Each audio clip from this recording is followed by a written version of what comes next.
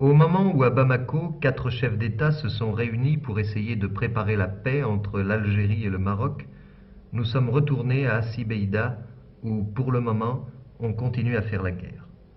En théorie seulement, car au puits d'Hassi-Beïda, dont l'attaque a déclenché toute l'affaire, nous n'avons trouvé que des soldats venant tranquillement se désaltérer ou remplir des citernes.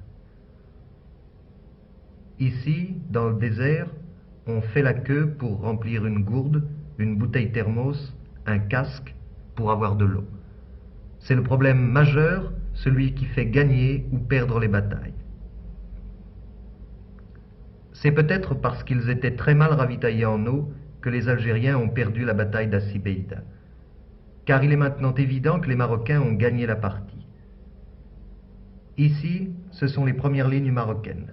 Elles sont installées en territoire algérien. Hassi-Beïda est loin derrière nous. Devant, il n'y a rien, rien que le désert. L'armée nationale populaire a disparu, elle s'est retirée à plus de 40 km de là, à Tinfouchi, sa base arrière. Mais en laissant pas mal de monde derrière elle. L'équivalent d'un bataillon a été encerclé dans cette gorge. 60 hommes au moins ont été tués, les autres ont été faits prisonniers par les forces royales marocaines du général Driss. Les prisonniers portent encore l'uniforme vert olive de l'ANP, mais pieds nus pour éviter les évasions. Beaucoup d'entre eux n'ont guère plus de 17 ou 18 ans.